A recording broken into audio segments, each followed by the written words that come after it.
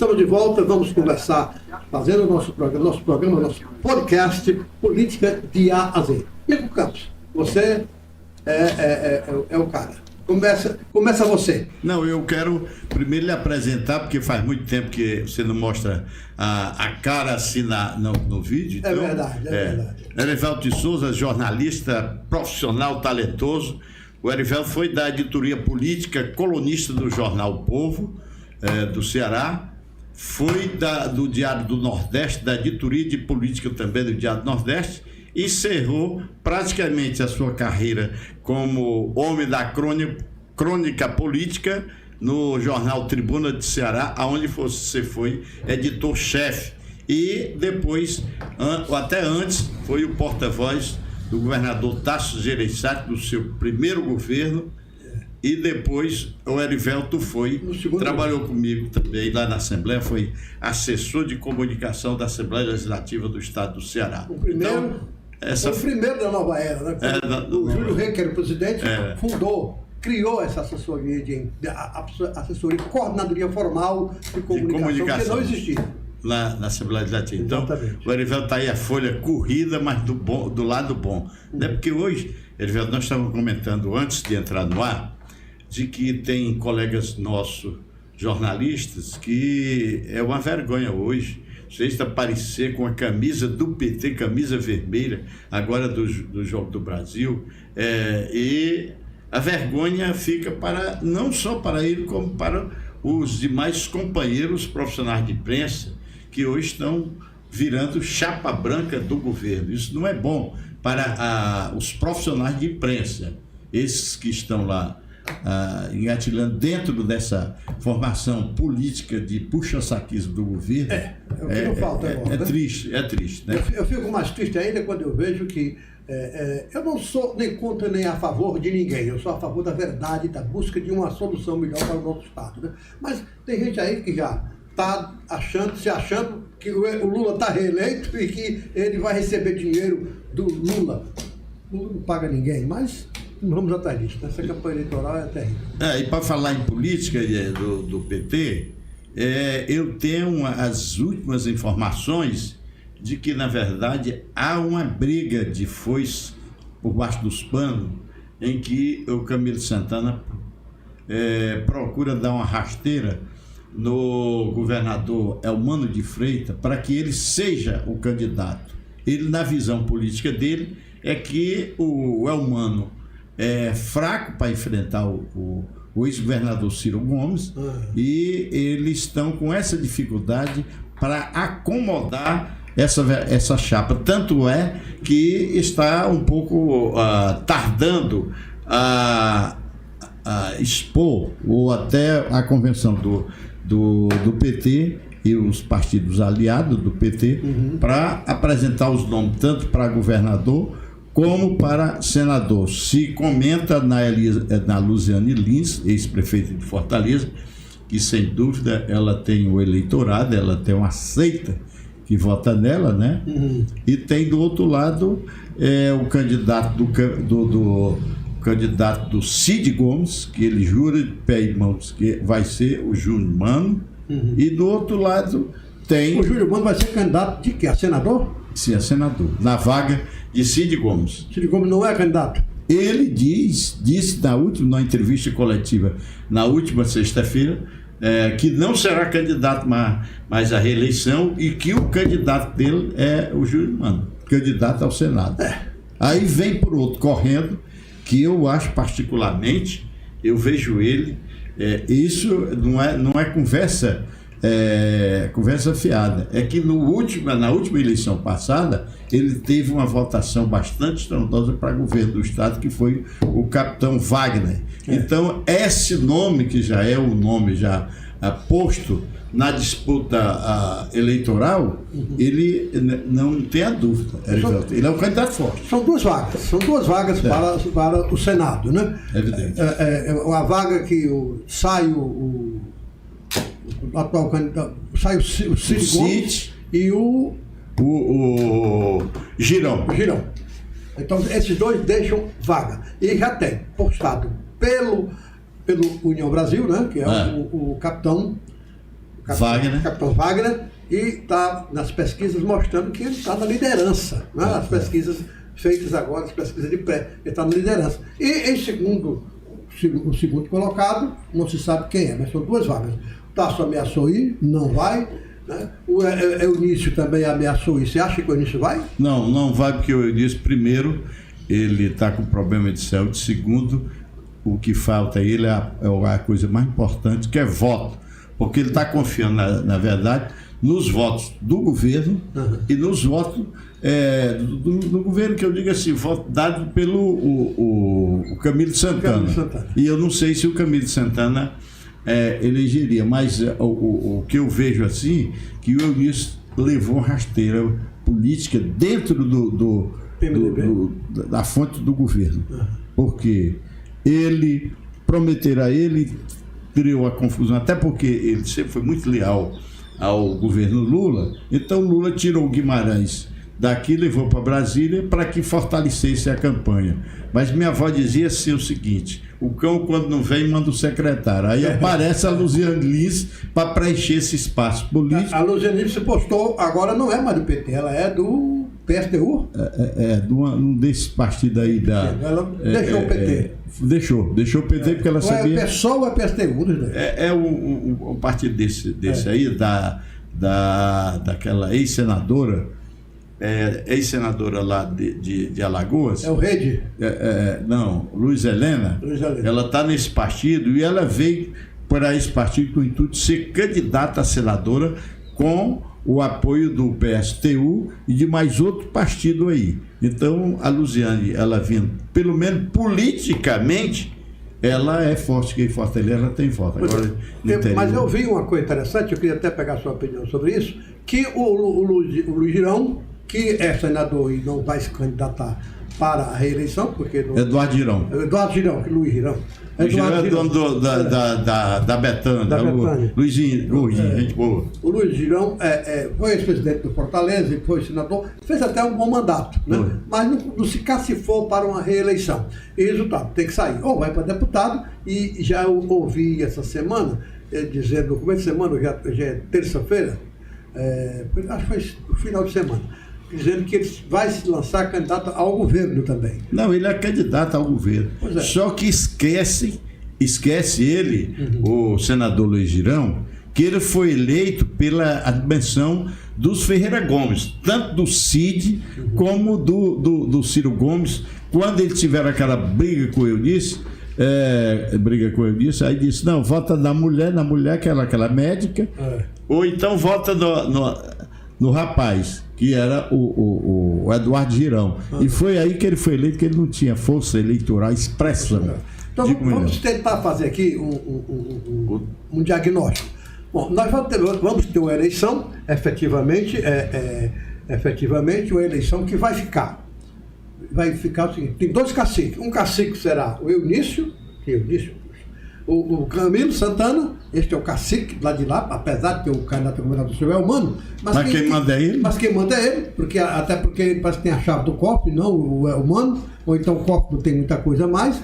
O que é fato é que o Eunício, que coisa terrível, estou com mal. Tá lembrando demais dele. Do Eunício, o Camilo Santana, que é ministro da Educação, senador eleito, ainda tem mais 4 anos de mandato. Então ele vai fazer um grupo de lá, e do lado de cá, que vai cuidar, lado de cá, que eu digo, do outro lado, né, que serão opositores, será comandado pelo Ciro Ferreira Gomes. Ciro Ferreira Gomes, que está com uma frente dividida, né? Com ele está somente o Ivo Gomes e o... o Ivo... E aquele que foi o secretário, né? E o Lúcio Gomes. O Cid está do lado do Elmano, teoricamente do lado do Elmano, junto com a irmã, né, que é deputada estadual. A Lia Gomes. A Lia Gomes dividiu a família, né? Dividiu a família. Eu acho que dói muito dividir a família, principalmente porque eles sempre foram muito unidos. E tem gente ainda que ainda hoje julga que está vendo, isso é um jogo. E o Ciro Gomes daqui a pouco faz alguma coisa aí e traz a família toda, eu não sei. Eu acho que o Ciro está trabalhando com muita vontade e ele é um candidato forte realmente, com todas as condições, na minha opinião. Vou ouvir a sua agora. para vencer o Elmano. Porque o Elmano realmente é fraco. Ele é fraco. Diz as más línguas de que esse sumiço do Cid Gomes, Cid, é um pretexto para largar o palanque do governador Elmano de Freitas e do próprio Camilo, pelo qual ele está distanciado. Então ele deu um sumiço, ninguém consegue falar com ele, não atende telefone e então, acha... Sempre foi bom em sumir, Cid Gomes. Pois é, acha-se que essa estratégia dele é uma possível reaproximação dele com o irmão, com Ciro Gomes. Uhum. Comenta-se, inclusive nos últimos momentos, isso tem sido bastante questionado. Essa ausência dele é uma estratégia para não se afastar só do Camilo, que ele já vem afastado dele bastante tempo, mas também do próprio governador Elmano de Freitas, que ele não critica o Elmano de Freitas, ele só acha que o Elmano está sempre muito manipulado pelo Camilo, pelo qual ele não concorda. Uhum. E o próprio Ciro Gomes tem dito isso várias vezes, que com o Camilo é muito complicado. E eu acho que hoje mesmo eu conversei com a Lia Gomes, mas ela não dá, né?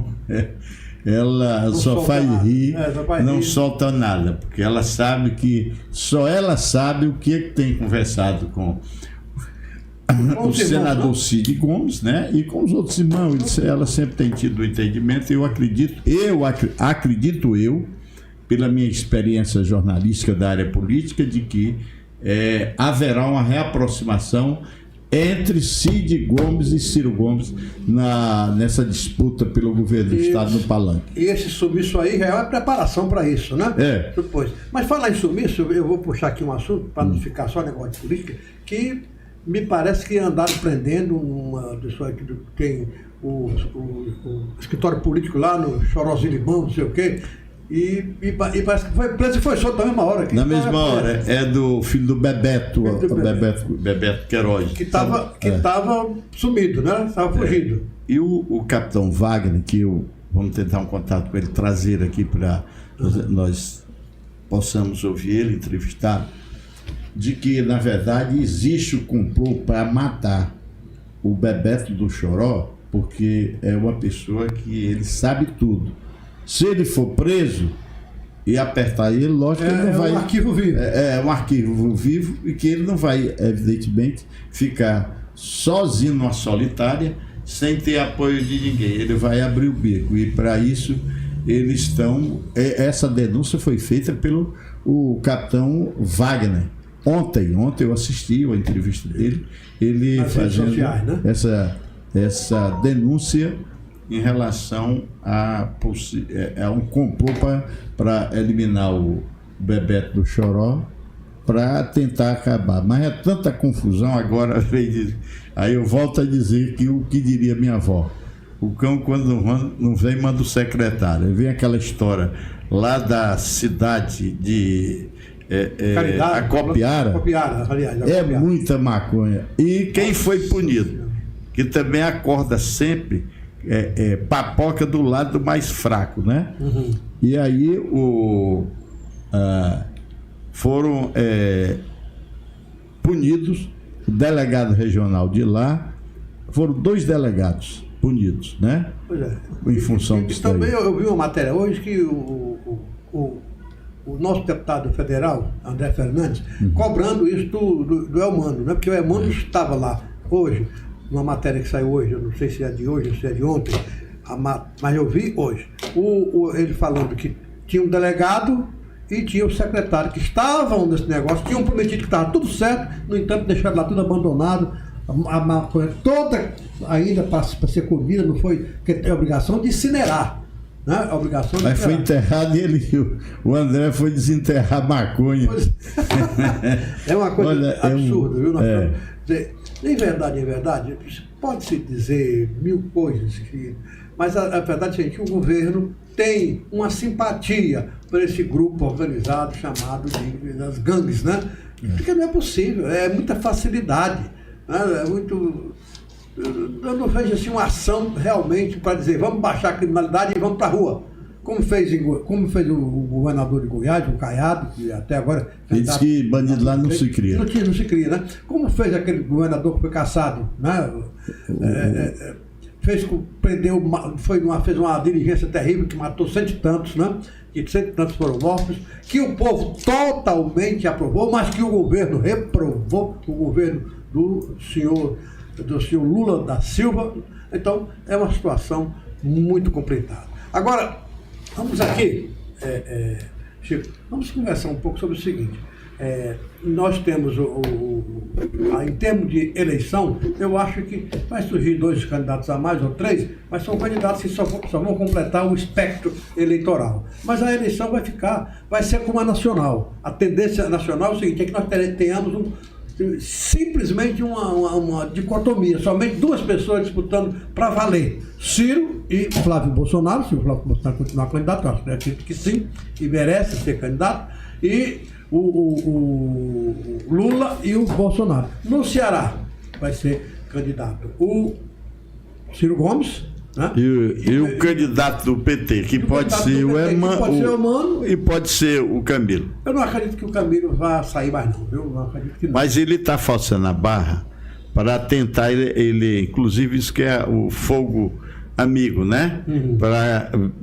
Porque eles têm a pesquisa, apesar do Chagas Vieira querendo mudar o quadro político do Ceará, mas parece que ele não está conseguindo, porque depois desse estouro lá, queira ou não, essa questão lá de Acopiara, ela é pesada. É pesada, que vem a desgastar o governo. E aí, para falar sobre essa questão, inclusive... Os novos criminosos, como diz Lula, né? Os novos não, não é meu, não. O famoso louro da Secretaria de Segurança, o Crisóstomo, ele me diz, e aí eu posso dizer que ele, além de ser meu amigo, ele me narrou esse fato, que quando ele foi ao governo do estado comunicar ao governador, pediu audiência. Com 15 dias o governador chamou, me parece que era o Cid Gomes, dizendo, ele disse: governador, nós temos que se preparar, porque essas quadrilhas de traficantes do Rio e São Paulo estão se mudando todos aqui para o estado do Ceará, para o Nordeste, principalmente o estado do Ceará. Aí ele disse que o governador viu e ele disse: vamos resolver. Quando foi, e resolveram. Quando foi com 15 dias que o Crisóstomo chegou na Secretaria de Segurança, ele estava exonerado da Delegacia Geral de Polícia Civil do estado do Ceará. Então, leva a crer que alguém interferiu nessa parte aí, né? Resolveu.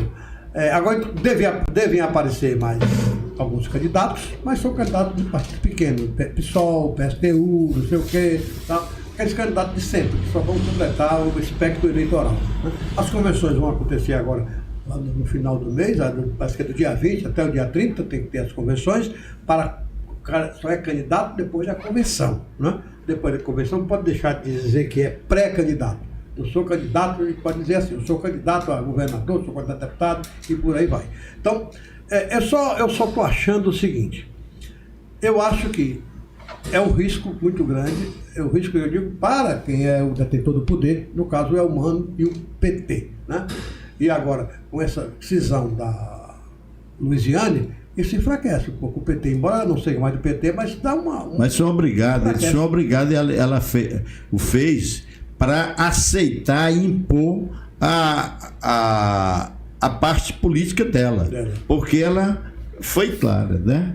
Assim, para eles: se vocês não me quiserem, eu vou para outro lado, né? Então é isso que eu estou dizendo, queira ou não. E ela fez. Ela fez, foi para esse outro novo partido, e lá é o seguinte: ela é que está autorizada a se autorizar a ser o candidato ao Senado lá do partido dela. Ela não precisa do Elmano e do Camilo. Mas ela será candidata a senadora, não a governadora? Senadora, ela foi clara. Ah. Porque ela nem precisa, eu acho que ela teve, acho que 4 mandatos de deputada federal.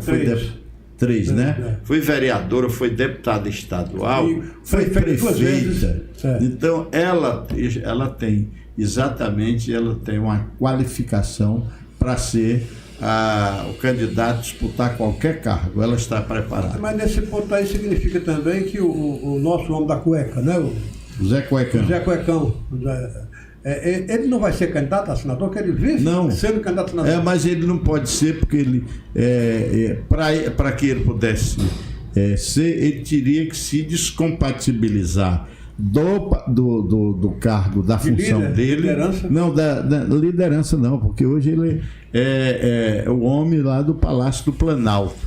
Então, hoje a data não permitirá mais que ele venha a ser candidato a qualquer coisa. Foi 3 de abril que terminou o prazo da desincompatibilização. Né? Exato. Agora, aqui num jogo bem simples, dá para a gente fazer já uma leitura de que Ciro Gomes, né, limpo e seco, com os apoios que ele puder conseguir, contra Elmano e seus partidos dominados, será uma eleição dura e o Ciro tem realmente condição, quero ouvir sua opinião, tem condição realmente de ganhar essa eleição? Eu não sou eu que digo. A qualquer político mais experiente do que eu, que não tenha paixão pelo governo, ele diz: o Ciro ganha a eleição. Hoje eu estava conversando com o deputado estadual Felipe Mota, e ele deu a entrevista lá na Assembleia hoje, ele dizendo: olha, nós já temos 39 prefeitos já aderindo à candidatura de Ciro Gomes. Isso você sabe, Erivelto, pela sua experiência política, você viveu eternamente no jornalismo político e sabe que quando começa os deputados, aliás, os prefeitos fazerem do interior, começarem a ver o sol nascer do outro lado, eles vão em direção ao sol. E eu lembro muito bem que amigo meu e seu era um amigo, o Ciro Saraiva. Volta Ciro Saraiva. Volta Ciro Saraiva, viu? Foi embora Pois eu lembro que eu trabalhei com o Ciro Saraiva, para mim foi um professor importantíssimo da minha vida profissional, e ele disse, aquele jeitão dele, ele disse: Chico, isso é besteira, quando começarem a vir de lá para cá, é igual o rio quando começa a encher. Cheio, né? Rio cheio. Começa as pessoas. Jeito, sai da frente. Sai da frente que vai. Então, eu lembro exatamente isso. Muito se comenta, porque quando o Lúcio Alcântara foi candidato, ele tinha 80 e tantos prefeitos, ou 100 e tantos prefeitos, e o Cid só tinha 12. Aí quando começou as mudanças, né, de prefeito, dizendo: eu acho que esse daqui é o melhor, quem vai ganhar, que esses prefeitos do interior, eles são muito sabidos, eles visam muito poder, e visando o poder, eles sabendo que o Erivelto vai ganhar, ele não vai votar no Chico Campos, ele vota no Erivelto, senão, e vai puxando os seus aliados. Pode até, alguns que fazem o jogo duplo, né? Acontece muito. Então, você acha que o Ciro tem toda a possibilidade de vencer esta eleição? Eu acho. Da minha ponto de vista, eu peço a sua opinião e também, da mesma forma em que coloco a minha na mesa, né? Ou na mesa. Eu acho que o Ciro tem condição, tem competência política para ser eleito governador do Ceará. O Ceará, que está espezinhado há muito tempo por essa turma do PT, né? Que manda e desmanda há mais de 15 anos, 12 anos, sei lá quantos, né? 16 anos. 16 anos. Então, depois do Lúcio Alcântara, que foi governador, só deu o Ciro Gomes, né?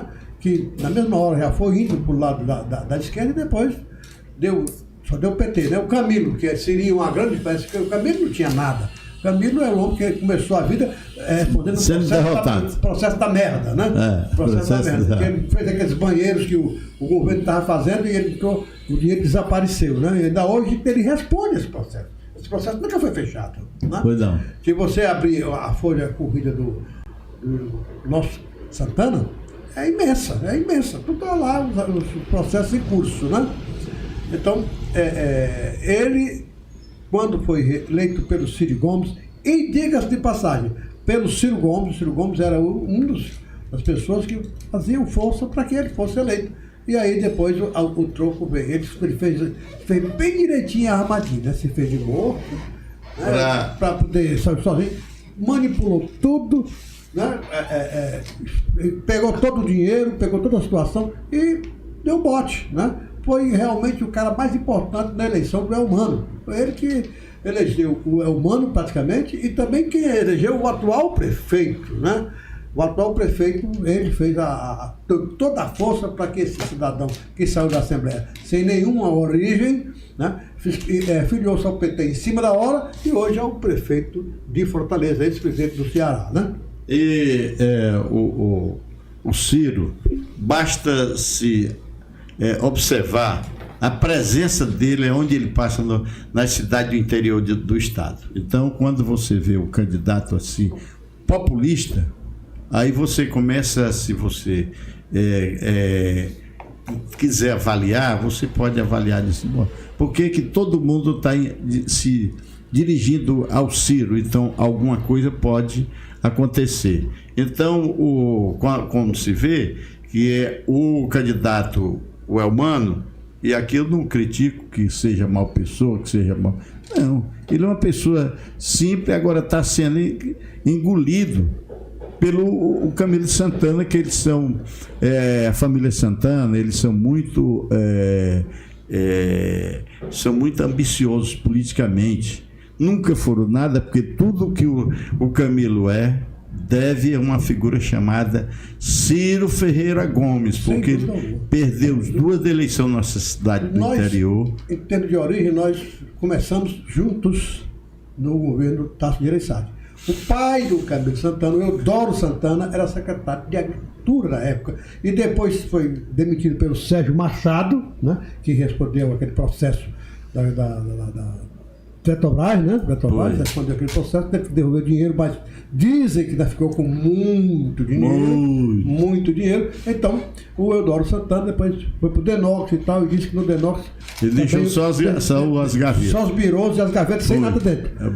Então, todo mundo sabe essa origem, todo mundo sabe. E o Eudoro Santana, quando foi governador por 2 vezes, trabalhou direitinho. O último mandato dele com a Isolda, né? Eles fizeram toda vamos dizer assim, a armação para mandar no dinheiro e cooptar eleitores e apoio, né?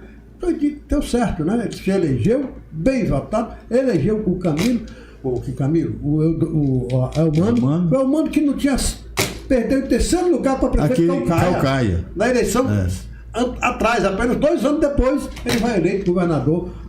A máquina foi muito pesada. No primeiro turno. Um absurdo aquilo. Foi a máquina muito pesada. Eu acompanhei e vi exatamente isso. E vi, por exemplo, eu lembro muito bem a questão voltando à questão da família Santana, que eu vou te falar, o cara que nem tivesse um pouco mais de seriedade, jamais sentaria num birô de uma repartição pública aos 80 anos de idade. O Eudoro era da secretaria, tinha mais um salário lá na CAGES, tinha mais não sei aonde. Isso é uma vergonha.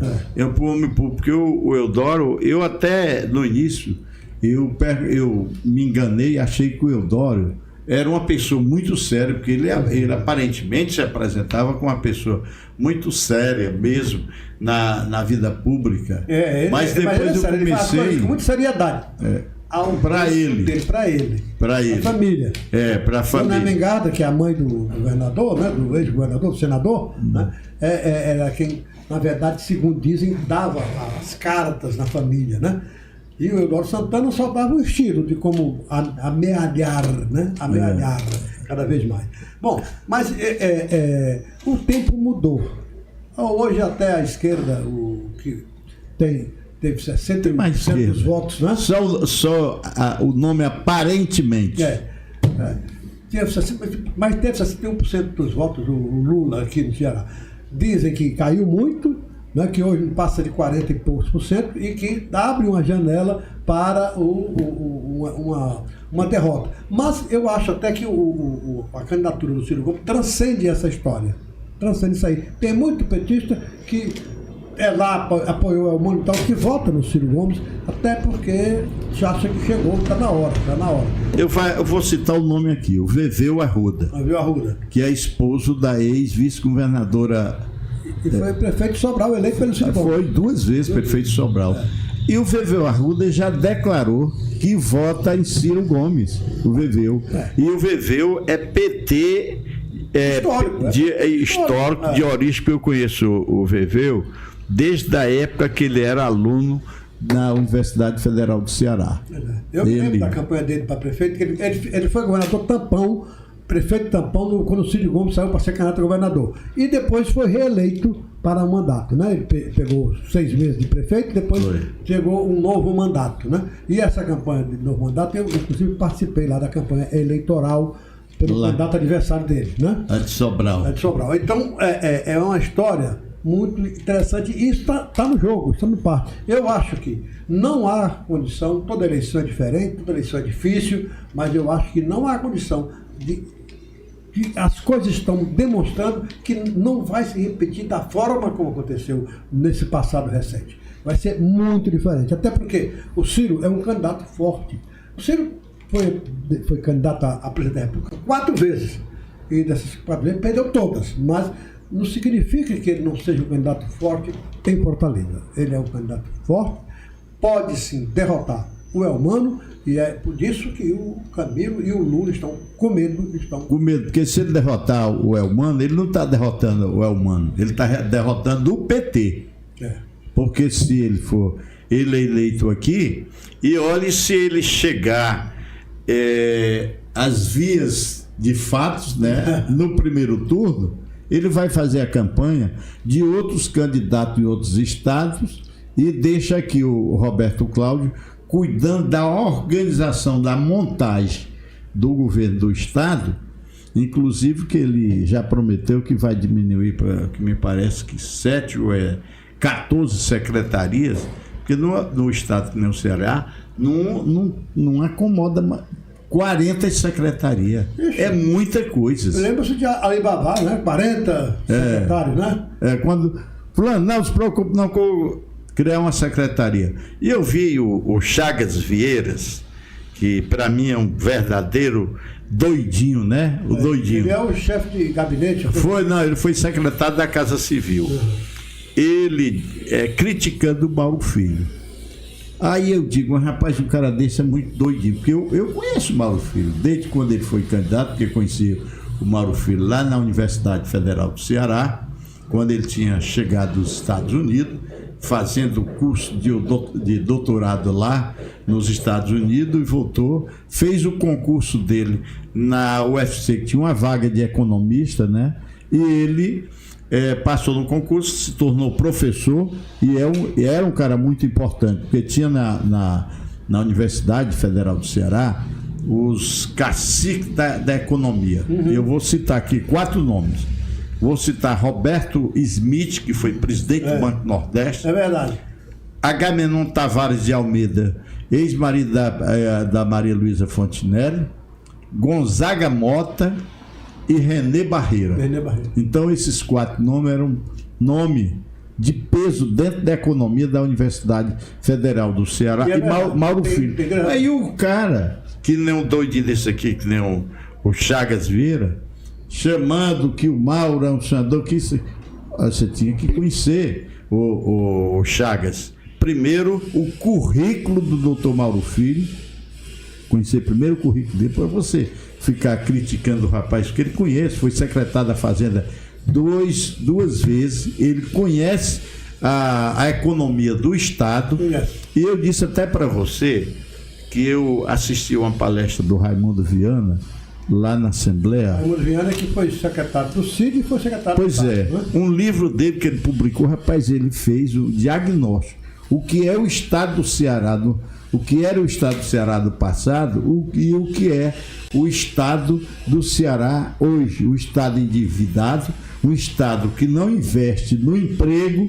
Ele diz que essa história de emprego, isso é conversa furada, porque ele fez lá uma lista de quantas empresas ele trouxe para o Ceará e levou para o interior do estado para dar emprego às pessoas. E citou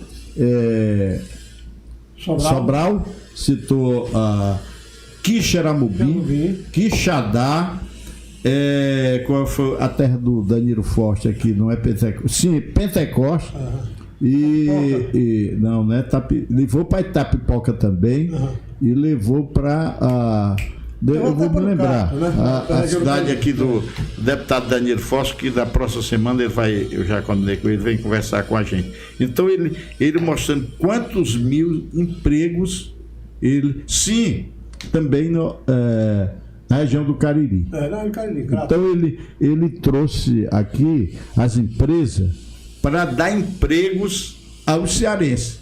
Ele disse, me mostra aqui, o Raimundo Viana, quantas empresas se instalaram aqui nessa nova gestão do governo aqui para dar emprego aqui. Pelo contrário, Itapajé, pronto, a terra do Danilo Forte. Itapajé, ele disse que a empresa estava quebrando lá, tanto que demitiu muitos funcionários lá, porque não teve apoio do governo, a não ser o governo aumentar os impostos dessas empresas. O cara disse, não, eu vou, como foi o caso aqui da Baquite, que empregava 5 mil pessoas ali na Barra do Ceará. Por que foi que a Baquite foi embora daqui, foi para o Rio Grande do Norte? Porque deram incentivo lá, e aqui, pelo contrário, o incentivo aqui foi aumentar os impostos aqui no estado do Ceará. Essa questão do incentivo é uma política que teve o seu momento. Para hoje ela não se aplica tão bem assim, não. Por quê? Porque o incentivo dá origem àquilo que a gente chama de empresas que são tipo... passageiras. Passageiras, quer dizer, são empresas... são passageiras. Elas vão, na hora que podem, vão para outro canto, quando dão mais. Elas não criam raízes e não geram transferência de tecnologia, que esse é o grande problema. Quem transferiu... Qual foi dessas empresas que transferiram tecnologia? Hoje, se a empresa de calçados lá do Sobral sai de Sobral, o que é que acontece? Vai para milhares de pessoas sem emprego, porque eles não aprenderam a fazer chinelo, eles não aprenderam, porque era uma linha de produção. Um só fazia o cabelo, outro só fazia isso, então eles não sabem nada. E perderam o vínculo com a agricultura familiar. E não sabe mais plantar e também não sabe fazer chinelo, né? Sandálias, chinelo, sapatos e tal, né? Então esse é um problema grave que alguns grupos intelectuais que não topam com essa política, porque ela cria uma competitividade que não é honesta, não é honesta, porque quem acaba pagando é o próprio contribuinte, é o próprio pagador de imposto, e não gera tecnologia. Está empregando agora, mas se sai. Toda vida que o Raimundo disse uma coisa, toda vida que uma empresa dessa sai do Ceará, aumenta a criminalidade. Por quê? Porque essas pessoas desempregadas, eles vão fazer o quê? Vão fazer o quê? Não sabem fazer. Não sabem fazer mais nada. Eles viviam da agricultura familiar, vão entrar na linha de produção do chinelo, de não sei o quê, mas não aprendem a fazer nada completo, não é um sapateiro completo, né? Não sabe fazer tudo completo. Então é uma situação muito complicada. O livro do Raimundo Viana, que foi meu companheiro na época do Jornal Tribuna do Ceará, e também do governo, quando ele era secretário de desenvolvimento, né? Então ele fez um trabalho brilhante naquela época. Sim, naquela época. Para hoje eu não sei se aplica daquela forma, mas também não é da forma que o seu Elmano está fazendo. Aliás, ele não está fazendo. Diga-se de passagem. Esse negócio da cesta básica para as pessoas é um vício. É o vício para as pessoas. Porque eu digo, uma vez eu até comentei o seguinte: olha, se eu fosse presidente da República, que está muito difícil de eu ser, eu vejo com muita restrição eu ser, Você podia criar manter essa questão da cesta básica, mas é o seguinte, olha, você vai ter a cesta básica, mas você vai produzir. Mas esse é o objetivo. Mas que quando ninguém... foi criado, esse é o objetivo. Você vai ficar na cesta básica até você desenvolver e puder se sustentar por conta própria, ou seja, arranjar um emprego e tal, tal. Só que nunca fizesse a segunda parte. Nunca. O Lula nunca fez a segunda parte. Ela só faz joga dentro. Por quê? Porque para ele a dominação pela miséria é muito mais fácil. Ele mesmo disse aí que o cara, quando passa a ganhar mais de 5 mil por mês, ele não quer mais votar no PT. Quer não. Não quer mais votar no PT. Então, qual é a saída dele? É manter a miséria, é manter as pessoas miseráveis, e as pessoas miseráveis acabam se acostumando com isso. Porque, infelizmente, você disse uma coisa no início, né?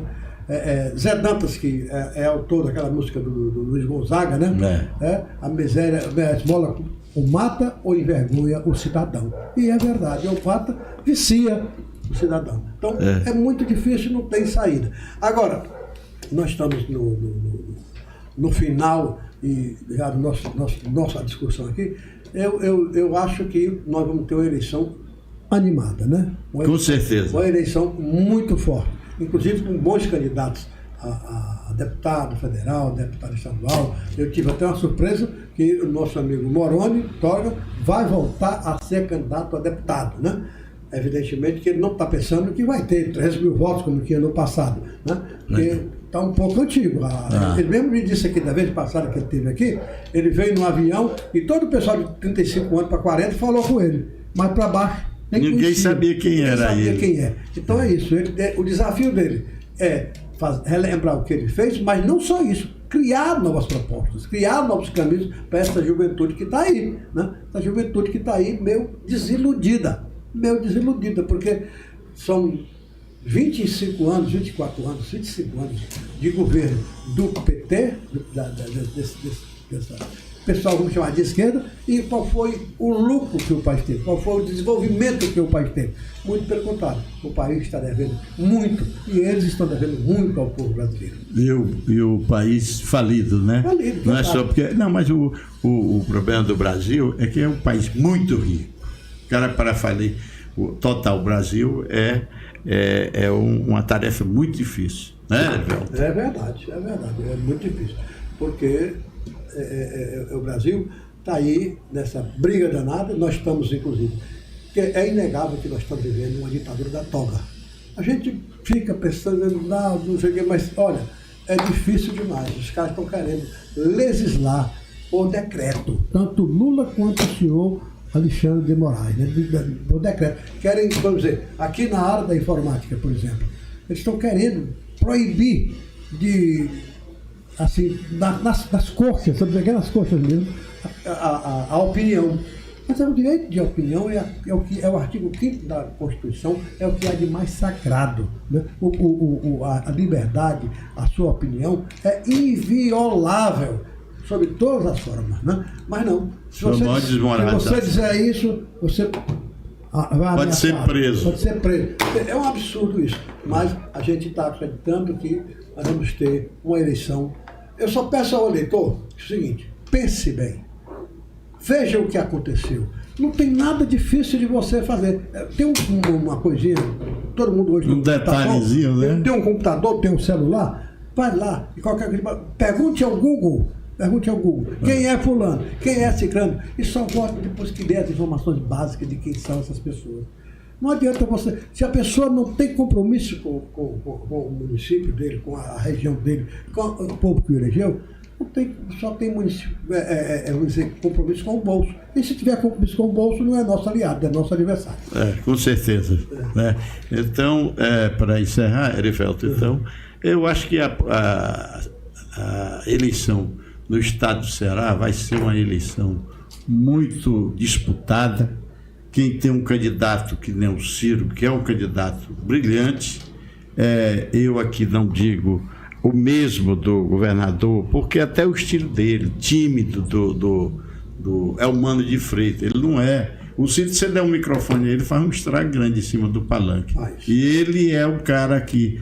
Olha, a inteligência do Ciro Gomes, você para acompanhar a sabedoria e a inteligência do Ciro Gomes é difícil.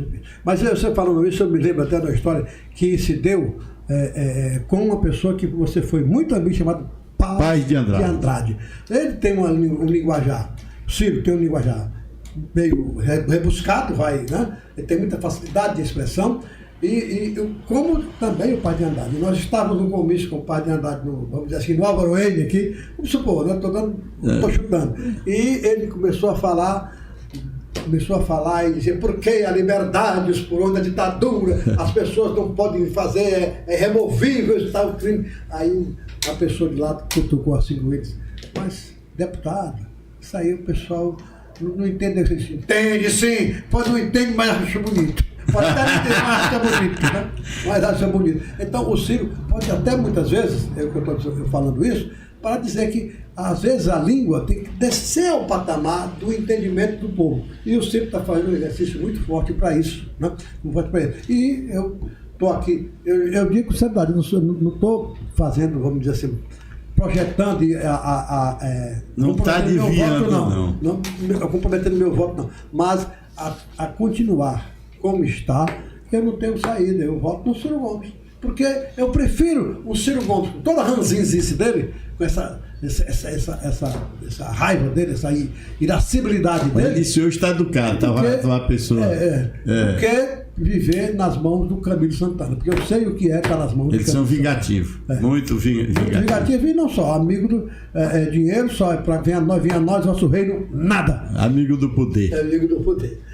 Mas bom, nós estamos terminando aqui esse debate. E voltamos. Outros vão. Todo dia nós fazemos um. Daqui a pouco teremos outro, teremos convidados. E se estiver aí nos ouvindo, mande sua opinião e venha fazer parte desse grupo. Eu vou convidar, inclusive, o Barrosal, que ele é polêmico, e agora ele não é muito chegado ao trabalho, o Barrosal. Mas, e agora ele é aposentado, então ele E eu tenho o compromisso de trazer aqui de novo o meu amigo Rui Câmara, que é um escritor e polêmico também, político até a raiz do cabelo, e nós vamos brevemente trazer esses dois aqui para a gente conversar um pouco mais sobre essas tendências do cotidiano, né? Essas tendências eleitorais da vida nossa de cada dia. Eu já vivi tantas eleições que eu já, né? Trabalhando, inclusive, delas, né?